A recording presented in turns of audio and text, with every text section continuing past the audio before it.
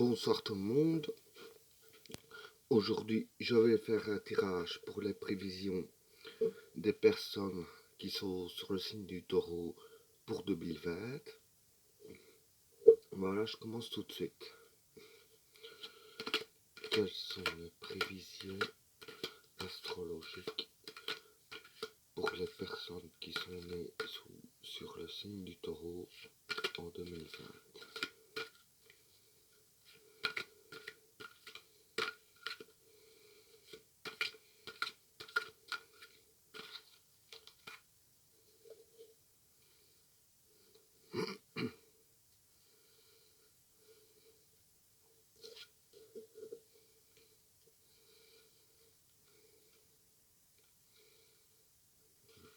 Isolement.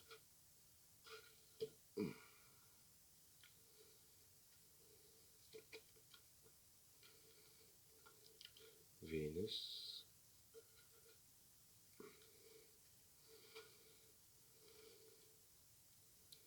La clé.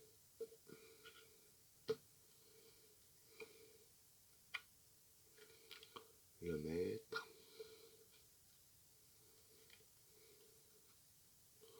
La lumière.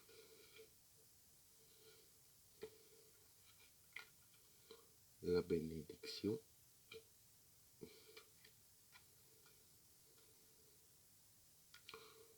Le choix.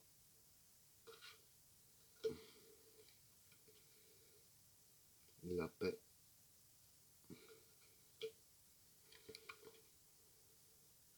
Le doute.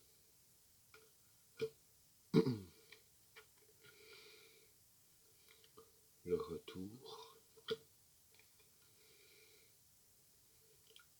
La modération.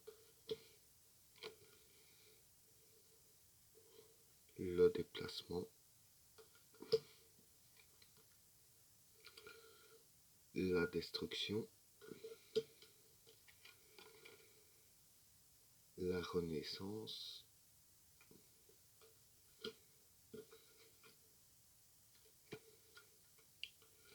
Et l'obligation. Bon. Désolé. Pour le premier jeu, il y a la clé, Vénus et l'isolement.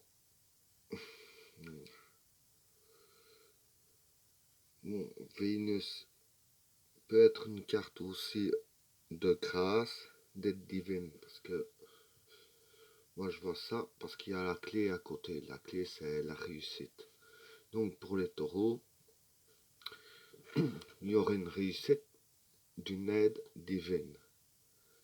Et l'isolement, ça veut dire que à côté de Vénus et de la clé, que c'est, si on peut dire, l'entité astrale du taureau, parce que chaque signe astrologique a son entité, c'est logique, parce que l'isolement, ça peut être le seul qui vous donnerait la clé de la réussite, puisque la carte de Vénus pourrait présenter aussi une aide divine.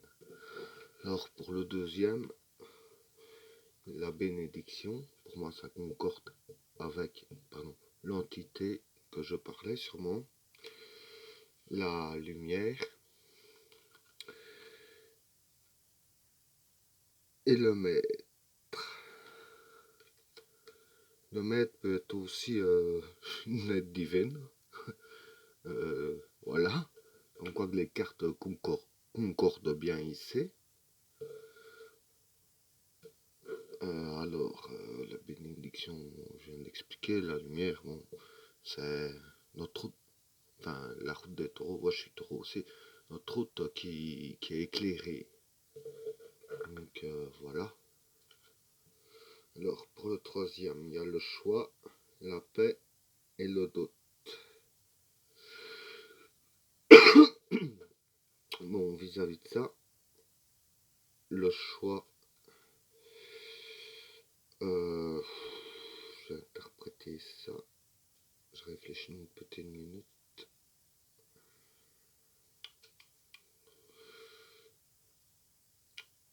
Voilà, c'est que il y a moyen de trouver la paix intérieure, mais vous avez un choix à faire pour trouver votre paix intérieure.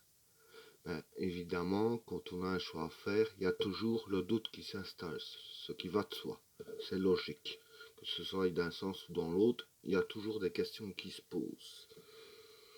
Et le tout, c'est de savoir se poser la bonne question pour trouver la paix intérieure.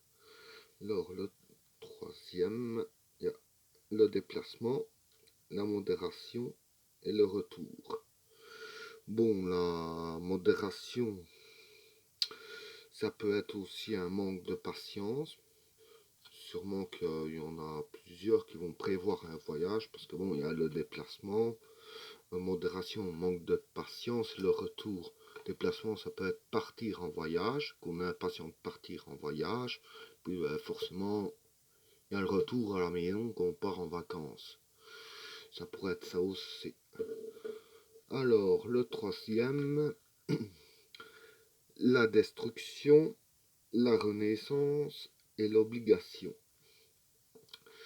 De toute façon, quand on reçoit une aide, qu'on a de la réussite dans notre vie, que le chemin de notre vie s'éclaire, forcément, c'est la destruction de ce qui était avant et une renaissance qui revient tout de suite.